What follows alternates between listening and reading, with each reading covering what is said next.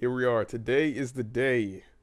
The last of the Yogi Bears reveal. So let's just dive into it because I'm already late.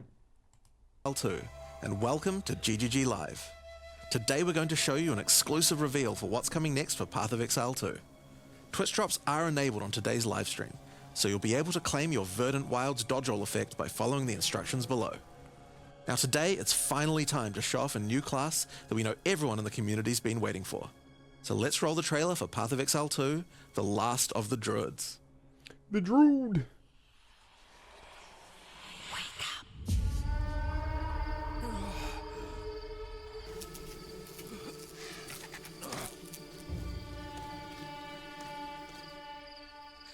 Well, well. What have we got here then? You lost, fella? Hey, we're talking to you. I asked you a question. Uh-oh.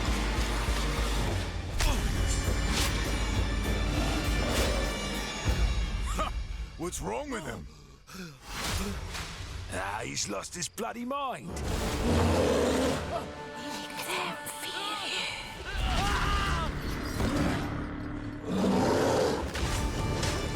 Uh-oh.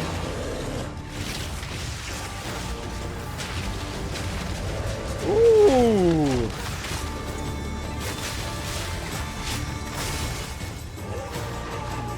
Ice War.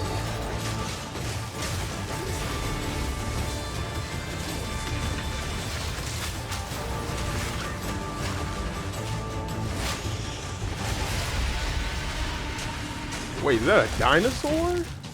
Or is that a dragon?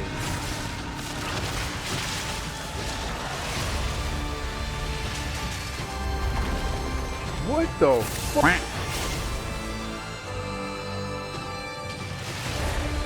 He just turned into a dragon.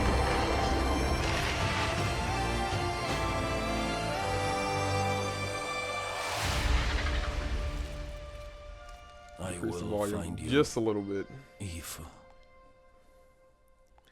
He just turned into a dragon. That is nuts. Now as you can see, the Druid is a shape-shifting elemental spellcaster. After his fellow Druids were destroyed by the King in the Mists, the Druid lost his humanity in the forests of Ogham, where he wandered for years as a beast. Now, finally reawakened, he's determined to find his lost wife and regain his humanity. The Druid has been one of the hardest classes for us to design. As well as having human spells, he has 3 animal forms, and we wanted to make sure that there were interesting combos between all of them. The Druid is our first hybrid strength and intelligence class. That means he needs to have the ability to use spells and attacks. As a human, the Druid typically uses magical staves to harness the powers of the earth and the natural world. Ooh, One of the Twister. first skills you will learn is the ability to create small volcanoes from the earth. This skill spits out balls of magma at your enemies, and will continue to do so for some time. While the volcano is active, turn into an animal and wade into melee range. Many of the skills you use as a human last for a significant period of time, giving you a good chance to turn into an animal and rage out. But how do you turn into an animal, you may ask? Well, the answer is a new weapon type that Druids use, animal talismans. When you equip an animal talisman, you can choose which animal form you would like the talisman to represent. Depending on what you choose, you'll be given that animal's basic attack as a new skill to equip. For a bear, that's Maul. To turn into a bear, simply use the skill. Your character will instantly transform into a bear and attack. Oh. If you want to change back to a human, just cast a spell. You will instantly swap back and cast it. We wanted to make sure that swapping between forms was seamless and immediate. Changing forms should be something that you do without even thinking about it all the time in battle. In order to allow for hybrid melee and caster gameplay, most of the skills you use in your human form last for some time and aid your animal skills in some way. Okay. The volcano we used earlier will emit more molten balls whenever you hit it with a slam, making it perfect for use with your bear form's furious slam. While in bear form, many of your abilities use rage. There are a lot of ways to generate rage, but the easiest one is simply smash your enemies with Maul. Okay. Once you see the runes on your back glowing, it means you have enough rage to do a much more devastating version of your furious slam. Oh no. Your bear form can also go on a rampage, stomping the ground as you demolish your foes. Okay. The more rage you have, the longer the rampage lasts, and doing it over a volcano makes it even better.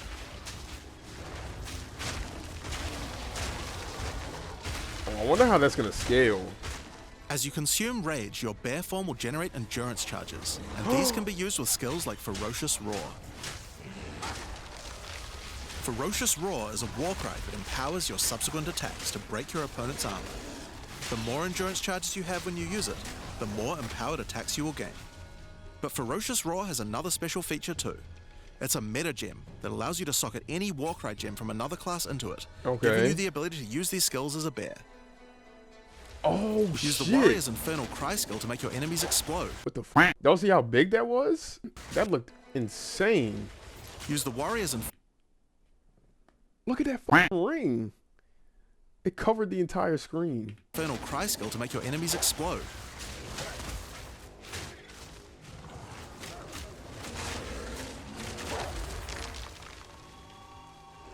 Or use Seismic Cry to stun your enemies and double up the number of slams you do. Ooh. Oh, and double slam. You can even use it with Ancestral Call, a skill that turns you into the fire god Cow. Oh, Ever wondered fire what the Druid god bear. War would look like if he was a bear? Well, wait no longer. Wait, that's tough. Finally, build up enough rage and you can use one of the bear's ultimate abilities, Walking Calamity. This skill summons a storm of fire around you for some time, while generating even more rage to power your other abilities. A true bear-pocalypse. Bear is known for being a slower and more lumbering animal, with slower attacks and heavy slams. But what if you want to turn into something a little more nimble? Well, let's check out the second animal form for the Druid, Wolf form. For the wolf form, we wanted to go fast and furious. Even just the wolf's basic attack will leap forward and rake his foes. Oh, he's going sicko After mode right attacking, now. the wolf stands up on two legs, but after running for a short time, he goes back on all fours, allowing to move more quickly between packs of enemies. The wolf has a lot of cold attacks based on his association with the moon, and the first of these is Lunar Assault. It's great for freezing your enemies in place.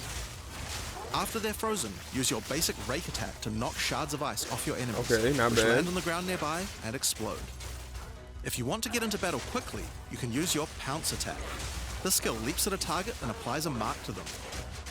Killing the marked enemy will summon a wolfman into your side, allowing them to fight with you. Mark and kill as many enemies as you can to build up a sizable pack. While an enemy is marked, your wolves will prioritize that target and do more damage the more wolves you have. So make sure you keep your pack strong. Now, one problem you might run into is your wolf pack dying in boss fights. You often don't have any enemies that you can mark and kill in order to regenerate your pack. To deal with this problem, you can use Cross Slash. Cross Slash jumps backwards and does a vicious double slash. Any marks on your target explode and triggers their abilities. This allows you to pounce to mark an enemy and then summon a wolf even without killing it. Cross Slash also has another feature though. Remember those ice fragments from before? Well, Cross Slash will propel any ice shards on the ground towards its central target. First, freeze your enemies with Lunar Assault. Then rake them to create as many ice fragments as you can. Then follow up with Cross Slash to generate a field of icy explosions to obliterate your enemies. If they're still alive after that, your pack of wolves can finish them off. Oh, that's kind of cool. Just like with the minions. bear's raw skill earlier that allows you to use skills from other classes, Pounce is also a meta gem that you can socket mark skills from other classes into. So for example, you might want to try adding Freezing Mark from the Monk to Pounce. After pouncing at an enemy, Cross Slash to explode the mark and gain extra cold damage for a time. The wolf has many other ways to go all in on cold though. Using the Arctic Howl Warcry will allow you to add cold damage and chilled ground to any slam, while buffing your pack of wolves as well. You can also use it to freeze enemies that are close to being frozen, making it much faster to use your other combos. Oh, damn. Finally, the wolf also has the ability to call down the power of the moon to transform into an Arctic werewolf with Lunar Blessing. In this form, you move and attack more quickly and deal extra cold damage. Consuming Rage will extend the duration of your Arctic wolf form, so you could try a hybrid bear and wolf build if you I was want to supposed to say utilize he the went skill from to its wolf to full bear. And then he went back into Super Saiyan. Alright, let's talk about the third form available to the Druid. Okay. I think it's a cool one. The Wyvern. The Wyvern has a number of long-range breath abilities, but that doesn't mean you can't get into melee range when you want to. It's a dragon. The basic dude. attack of the Wyvern is Rend. Jump forward into combat and slash your enemies with your lethal talons. If they're close to being stunned, you can blow them off balance with a blast from your wings, causing an explosion of damage. After the battle though, it's time to feed. Devour the corpses of monsters to create power charges, and this is when the Wyvern's abilities really come online. Huh? When using Rend, you can consume a power charge to charge up your wings with lightning. You eat the Only does corpses this of do a your bunch of damage, enemies. but it allows you to turn this melee skill into a much larger AoE attack. Once your wings are charged, your wing blast will also do lightning explosions for even more damage. Okay. If Okay, your the enemies dragon are is close to actually death, cool. No need to wait for them to actually die. When you see this blue marker, just devour them alive. Fresh meat is much tastier after all. Alright, so those are some melee options, but how about range? Well, you wouldn't be much of a dragon if you couldn't breathe fire after all. Rolling magma is the first of the Wyvern's breath attacks. Spit balls of fire that bounce along the ground. These balls will trigger volcanoes as well. So Oh it's a good my idea to cast one God. as a human right before you start spitting. Dragon But that's volcano not all you build? can spit. You have something a little nastier in that gullet of yours. Spitting a barrage of oil at your enemies will cover them in a viscous sludge that makes them easier to ignite. Ugh. If you have power charges though, plant your wings in the ground and vomit a barrage of lightning-infused projectiles. The more power charges you have, the longer you can do this for. But make sure you keep your foes at range. You're vulnerable to melee attacks while channeling this skill. Oh, it's like a rail In order to gun. help with that, let's take a quick diversion back to some of your human abilities. As a Druid of Scoth, you have the ability to harness the power of nature to create entangling vines to slow down your enemies. Another of nature's punishments is the thunderstorm. Creating one of these will create periodic strikes of lightning from the sky, and will also make your enemies wet. Why is that useful? Well, of course, things that are They can wet are be easier to shocked. shock. Oh, Use yeah. it with lightning damage from your Wyvern form to enhance your damage. More lightning. Making things wet also makes them easier to freeze, so it works nicely with your wolf form as well. And you know what else Oh. likes water? Plants. Water your plants to give them various extra abilities. Use Lightning Storm with Entangle to make them last longer, and attach more vines to each enemy, slowing them further. Oh my god. Summon Thrashing Vines to slam at your enemies for a time. Any that are created in water will be larger and deal more damage. Oh, you turned into poison ivy. Now then, with our Grass enemies sufficiently wizard. subdued with our plants, time to really lay into them with our lightning-infused barrage. Now, this last Wyvern ability is just ridiculous, but we felt like we had to do it. Use Flame Breath to take to the skies and rain down a stream of fire on your enemies. You have wings, so we have to take full advantage of them after all. So fly around and burn in it. Oh, can you be hit while you're doing this? Oh, that's gonna be like a 4-minute cooldown. Now there are a few other skills we didn't cover, but there's one in particular that I think will open up a lot of builds. Spell Totems. Spell Totems are meta gems. Yes! Create a totem that will automatically cast any spell in the game for a time. In order to create one, you will need to spend 3 endurance or 3 power charges. They got spell totems. You could use them to throw fireballs, summon comets, or shower the area in lightning. Oh my Really, god. the options are kind of endless. Your bear form can easily generate endurance charges by consuming rage, and your wyvern form can easily create power charges by eating corpses. So it's pretty easy for the druid to get the charges needed, but they're also available from quite a few my other places as God. well. I'm sure we'll be seeing a lot of different spellcaster classes thinking about how my best to take advantage of God. these. Now, of course, along with a new class comes a bunch of new support gems. They want me to play We've Magic added over again. 30 new supports throughout the game, but I'll show you a few of the cooler ones here. Okay. Fan the Flames can be added to any wind skill to spread fire from one ignited enemy to the other enemies behind them. It's great for the Wyvern's Wing Blast. You can also use it on many other classes with wind skills, like the Twisters on the Huntress, or the Monk's Staggering Palm Projectiles. Okay. Oh, that's actually Accelerated good on growth staggering causes palm. extra explosive plants to erupt from the ground whenever you grow plants with rain. And Advancing Storm changes storm skills like your Thunderstorm or Tornado to move across the battlefield. It's great for watering plants en masse, or to turn tornadoes into a real disaster by sucking up multiple ground effects as they travel along. Oh my god. And the Sorceress might like to use it with Firestorm as well. What? Echoing Cry causes your Warcry skills to echo. They will repeat a couple more times with a delay after you use them, giving you more empowered attacks. Use it for the Druid's animal form Warcries, or on the Warrior for a nice power boost. Okay. Grounding Shocks causes monsters you shock to turn into living Tesla coils, arcing lightning to nearby enemies. You could use it with your empowered wings for an extra damage boost, but it's also great with any other shocking skill. Oh my Try it out with god. Lightning Spear. It obviously needed more AoE clear. Of course. There's a whole pile more, but we'll leave those for you to discover. Now with a new class comes new Ascendancy classes. The Druid will have 2 options for now, with a third being released later. Okay. The first class is the Shaman. The Shaman channels nature's elemental fury and can harness rage as a spellcaster, unifying his animalistic and magical tendencies. Ooh. By allocating Druidic Champion, you gain spell damage the angrier you are. And with Furious Wellspring, you generate rage continuously and can spend it to empower your spells. Oh my god. With the knowledge of the Asmerian Magi, the Shaman can harness untapped power from runes and idols. What does that mean? After allocating Wisdom of the Magi, you will notice that all runes and idols have extra mods only available to the Shaman. These new mods unlock countless new possibilities for Oh my enhancing your build. god. You can also allocate Bringer of the Apocalypse, allowing you to become a walking natural disaster. What is After Apocalypse dealing do? enough elemental damage, storms of all elements rain around you, destroying all who would face nature's fury. Oh my god. There are other abilities for the Shaman, but I'll just show a few This from is each gonna class for cook now. my GPU. The other Druid Ascendancy is the Oracle. The Oracle perfected the power of foresight and utilizes this in combat to gain massive advantage. When taking Fateful Vision, you will see visions of your future self using specific skills. If you decide to follow this path by using the skill yourself, it will do significantly more damage.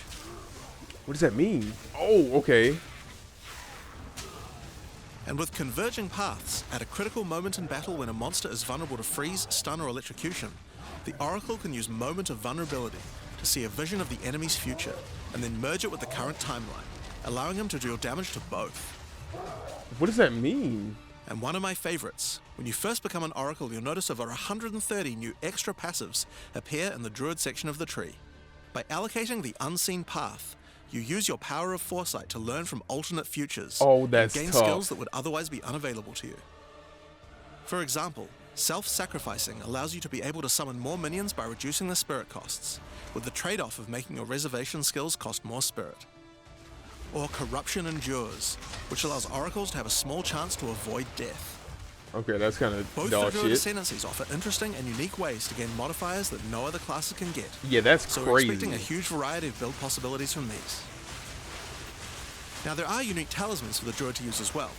We won't spoil all of them, but this one was particularly cool. Fury of the King turns your bear form into a fire demon, converting What most of your the damage to fuck? fire. As a demon, you can also use Molten Crash, a jumping slam attack that leaves fissures around you. This unique also continuously that's grants tough. glory, allowing you to use your ultimate abilities more easily. Now, of course, the Druid isn't the only thing we're adding to 040. We still have a bunch more to show. With every new release, we create a new league with new mechanics, new pinnacle bosses, and with a new story to tell. Oh my And this time is God. no exception. The So let's Oracle. roll the trailer for the fate of the Vaal. The palace of Queen Atziri. It is a ruin, but in the dark, machines still churn. Booby. Booba.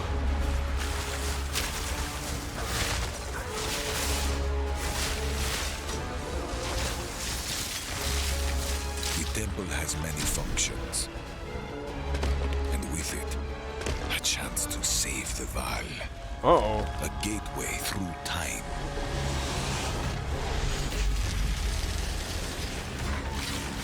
Travel into the past, again and again. Alter the temple, uncover its secrets. You will be rewarded for your sacrifice. And somewhere in the deepest chamber, my queen awaits. I beg of you, hear me. The beast can cannot give you what you desire. You may have studied it, Doriani, Ooh. but you do not know it like I do. Booba. It adores me. Booba. Come now, give unto me your desire. Uh-oh. At last, fulfill my soul. The Horny Blood Sacrifice League. Okay, okay. New incursion. I like the temple Hi, look. I'm Mark Roberts, Game Director on Path of Exile. In the Fate of the Vaal League, Marky you will Mark. find remnants of the ancient Vaal civilization scattered throughout Rayclast. They seem to attract nearby creatures and affect them strangely. After killing them, the remnant appears to gain some amount of power, but not enough to fully activate it. It seems you will need to find 5 more of these arcane devices, and sacrifice the monsters you find there to fully activate one. But things don't always go to plan. These devices are old, and sometimes infected by corruption.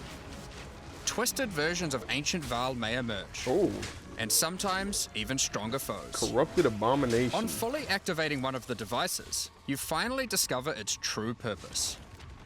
A portal opens and takes you deep underground to a lost temple, once the home of Atziri, Queen of the Vaal. What treasures could still be inside? I think you're gonna want to find out. In front of the entrance is a console of some kind, and on activating it, you can see a map of the temple. Atziri's personal chambers are on the far side, but how could anyone get there? There are disconnected rooms, and the layout doesn't seem to make sense. And that's when you realize the purpose of the ancient devices scattered through Rayclast. The temple is powered by sacrifice, and this energy can be used to modify the very structure of the temple itself. Okay. Each time you run the temple, you will be given 6 rooms that you can place, allowing you to craft your own dungeon to explore. Place paths to link up the dungeon, and place rooms beside them full of precious loot. After you are happy with your choices, open the temple and discover the results of your efforts. Each room contains different challenges along with its rewards. On entering a room, the doors will slam shut behind you and you will need to face the encounter within. But choose wisely. It's important where you place the rooms to get maximum returns. For example, when placing a commander, you could just place it anywhere along an existing path, but a much better strategy is to place it next to a garrison of troops for him to command. Okay. With better leadership, the garrison will level up, making the monsters harder, but also more rewarding. Different rooms have different requirements for leveling up. For example, if you want to fully level up a smithy, you will need to supply it with golems from an adjacent golem works, and hook up a generator to the power network to supply it with power. After doing so, the golems will be powered up, making them much more dangerous. Oh my god. You don't need to memorize what interacts with what. When selecting a room, you will be shown the locations that will make other rooms level up, and exactly what effect it will have on the temple.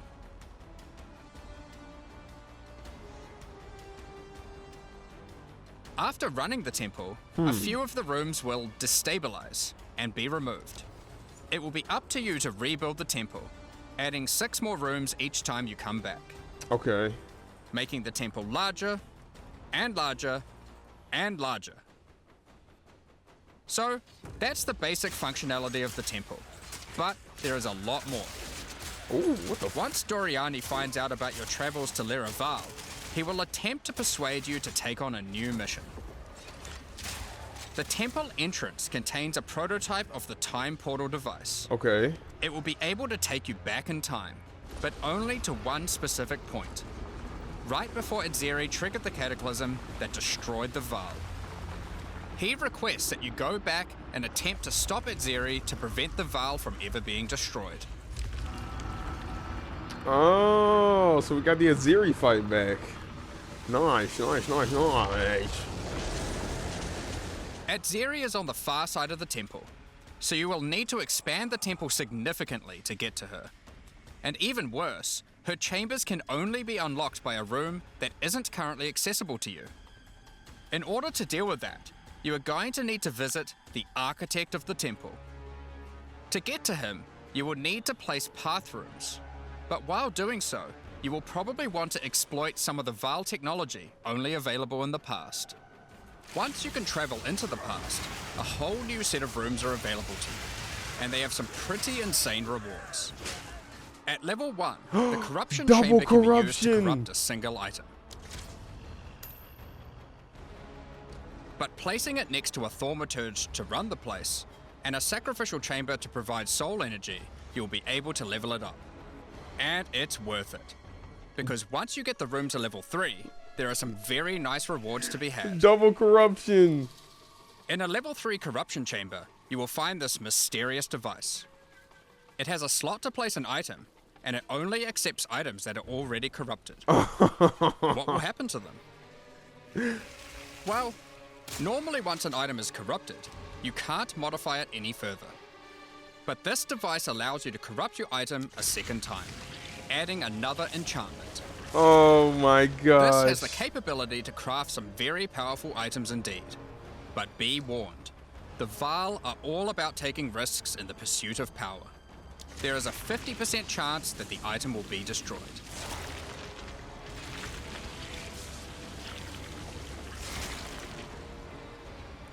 Oh, that's a cool animation too. Each room has its own interesting mechanics and rewards when it levels up. Many of them contain bosses to fight, special drops, and in many cases, new crafting opportunities. Oh yeah, you can corrupt the skill. For example, a level 3 alchemy lab has a nasty Vaal construct to fight, but if you can defeat it, you can find new corrupted soul cores. Like Guatalitzi's Thesis, which on boots allows you to sacrifice your life to run faster.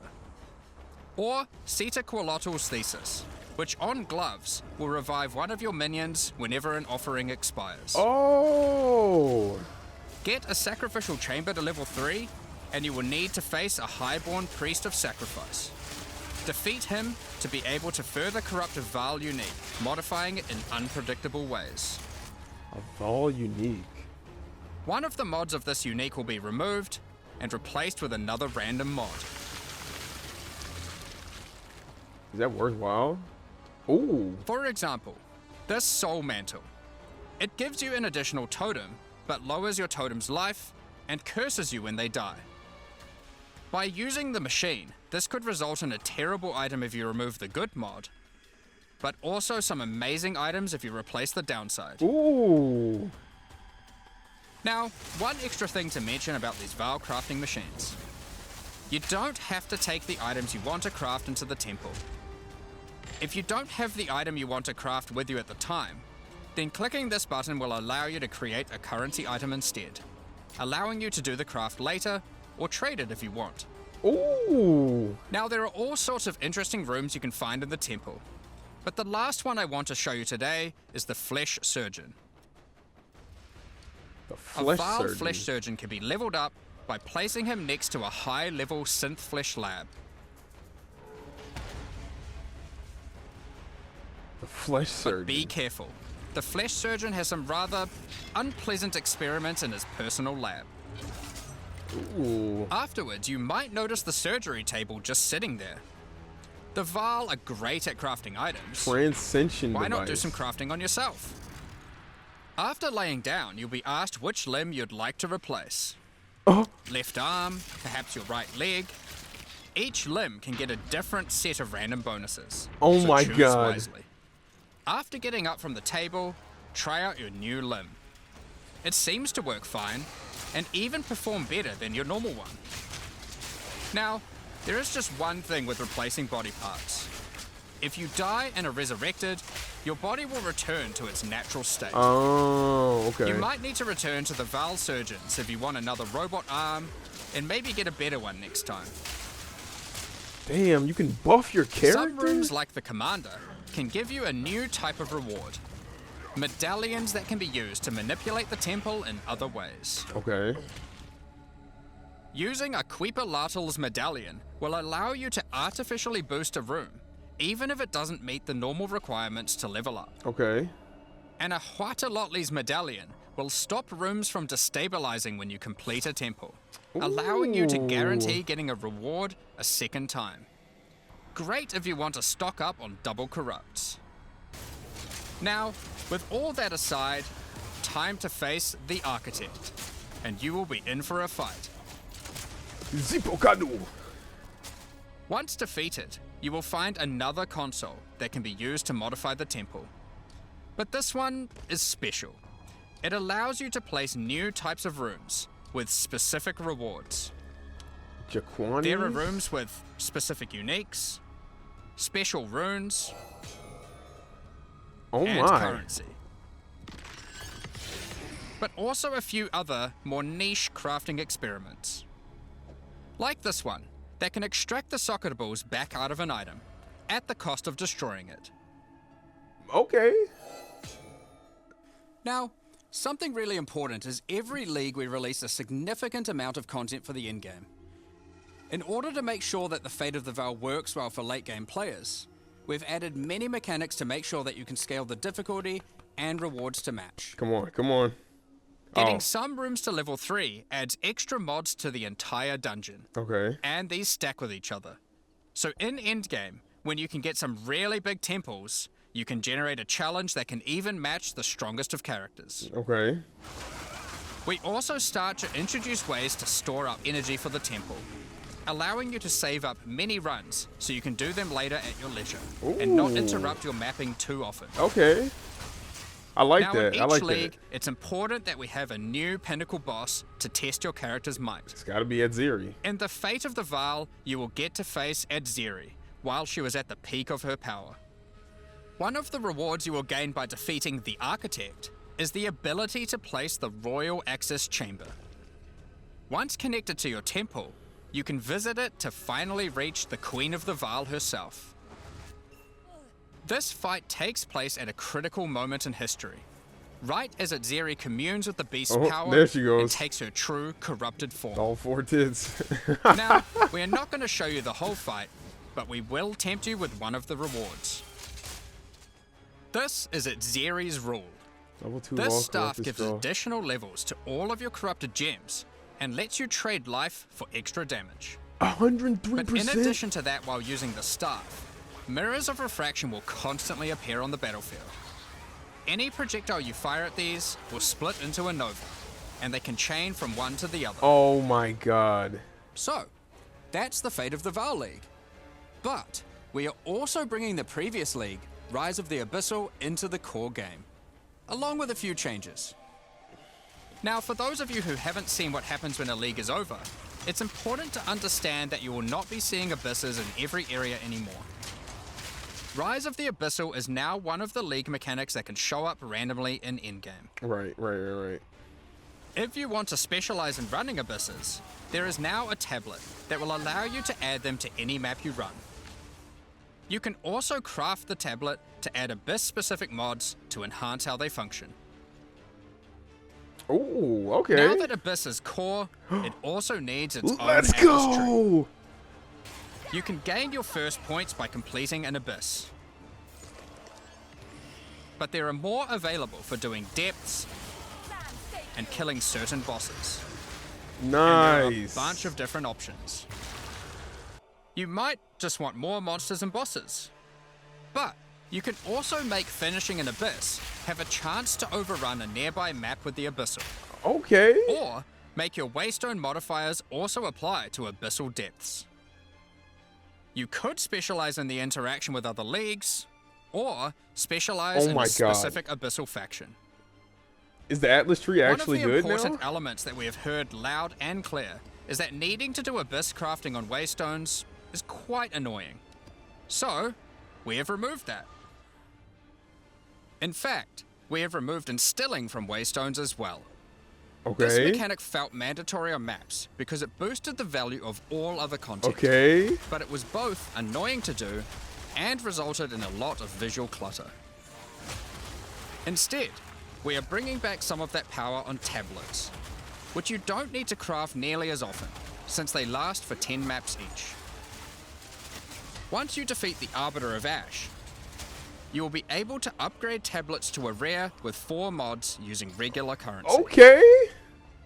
Even this isn't enough to fully bring back the power you could have gotten from instilling, so we have also buffed the bonuses that tablets give. Oh my Going forward, god. we're not going to be adding any more crafting directly to Waystones outside of the basic currency, because it adds too much micromanagement.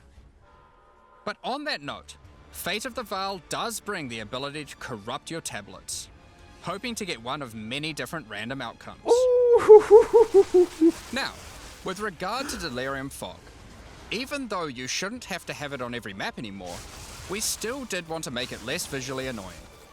Delirium Fog has been toned down significantly. Oh, that's amazing. So you won't feel like you're just playing in a sea of grey. Oh, that's so good.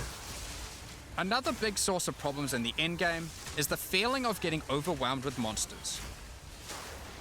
In 031, we reduced the number of monsters in early endgame in order to help with this. Oh, come on. But still scaled up the number of monsters to previous levels by the time you got to tier 15. Yeah, please don't reduce pack size. After letting this simmer for a while, we are still getting this kind of feedback. So we are no longer going to scale up the number of monsters you go as you get deeper into the endgame. Oh, that Instead, sucks. we are scaling up the difficulty and rewards by the same amount. So to be clear, instead of increasing the number of monsters by 40%, they will instead drop 40% more items, grant 40% more experience, and have 40% more life. In addition to all the normal scaling they get due to being higher level. 40% more life? This only applies to regular monsters, not bosses. We have also reduced the speed modifiers that monsters can get sometimes, which also helps a lot with this. I don't like that. Now, we did have a large amount of content for endgame planned for 040, but unfortunately we just didn't get time to finish it. The scope was a bit too large, and so we would need to wait until 050 for that. But rest assured, there will be a ton of upgrades for the existing leagues, as well as new pinnacle bosses, and a significant overhaul to the Atlas passive tree coming soon. Oh. Now, another problem that becomes a much bigger issue in the endgame is game performance. And we have done a lot of work here. The primary issue is CPU load. And to address that, a lot of things have been optimized. And we have done a lot of work to take advantage of more of your CPU cores. Okay. You should see frame rates of at least 25% higher. And a lot less bad frame spikes during gameplay. It does make quite a big difference, especially on consoles. A lot more work in this area is ongoing, and you will continue to see performance improvements over the next few months. Okay. Of course, another important area is game balance, and we have made a lot of changes. Now, most of these we will save for the patch notes, but I'll do a quick summary of some of the numbers. I'm afraid. As well as adding 11 new unique items, Okay. we have rebalanced dozens of others that are not currently used very often. We've also done a pass over lineage supports. 21 of them have been rebalanced, as well as adding 9 more. Okay. Alongside the 2 new Druid ascendancies, we have made balance changes to almost all the others, with some of them getting a grander rebalance, such as the Smith of Katava. Oh my god. Alongside the 20 plus new Druid skills, we've also rebalanced 90 other active skills across all the different classes. Oh my god. And to top it all off, there are also over 250 new passive skills added to the passive tree. Oh, let's go. These changes should go a long way to Left increase side the buff. viability of many more skills, uniques, and overall build variety that can tackle our most challenging content. Left side buffs. Next up, we're going to be talking about our new supporter packs. Ooh, I gotta see Today, them patch notes. we're launching 2 new series of supporter packs, the Precursor and Kalgurin packs. Each tier contains the pack's full face value in points, alongside several exclusive microtransactions. As always, the microtransactions in these packs are purely cosmetic and do not affect your character's power or progression in any way. The Precursor series of supporter packs contains 6 exclusive microtransactions. Okay. First up, the Marble Statue character effect. Once you finally stay still for a moment, a podium rises up out of the ground to immortalize you, turning your skin to marble. When you next move, the stone crumbles around you, The precursors had mastery over gravity manipulation. So too can you, now with the Ooh. Gravity Well portal. That portal looks Witness crazy. the power of its pull as you approach it. Draw in enemies with your own gravitational pull with the Awakened Precursor armor set. The Precursors designed and built many mysterious ancient beings. This one used to serve as a scout that would patrol and tase intruders. Not a bug. Dude, I hate bugs. Why salvage gear yourself when the Master of the Forge can do it for you? Molten gold spills out as the Forge Master breaks down your items. I actually like that. That looks nice. The Relic of the Precursor's map device is a mysterious machine that sits atop ancient colossal statues. It keeps track of the number of charges consumed on your Precursor tablets used in the device. The Kalguran Pack series also contains 6 exclusive microtransactions. A level of The effect. Kalgurans had astounding skill in astronomy, Ooh. being able to track cosmic events with absolute Yeah, precision. I hate all level of effects. They Harnessing just... that skill, with the Astronomer's level up effect equipped, you too can now see exactly how long it took you to level up as it outputs the time in chat. The time. The time taken to reach your last 3 levels is also displayed on the item, so you can link it when you have a time you're proud of. Crush unique enemies by unleashing the wrath of the lost Kalguran fleet, led formerly by Captain Heartland himself. A Kalguran seafarer needs armor fit for the treacherous seas of Rayclast. This set has you covered with the classic tricorn and, of course, a peg leg. The Lost Treasure weapon skins top off your appearance of a true raider of the seas. These gilded weapons can be applied to wands, two-hand maces, and shields. After a long day of plundering loot, retreat to the Kraken's Cove hideout, a home of some of the most deadly ocean-dwelling creatures in Rayclast. Many ships have met their Ocean demise. man. What better to accompany you in Kraken's Cove than a kraken itself? Replace your stash with a dormant kraken, I don't like waiting that. for its prey. As you approach, That looks kinda it will gross. awaken Ooh. and terrify both you and any guests in your hideout. Alongside this, an extra stash skin item will be granted to you, and when placed, will automatically open to any stash tab set with the currency affinity, to help having to navigate through your tabs. Additionally, any microtransactions from the supporter packs will be made available for use in Path of Exile 1.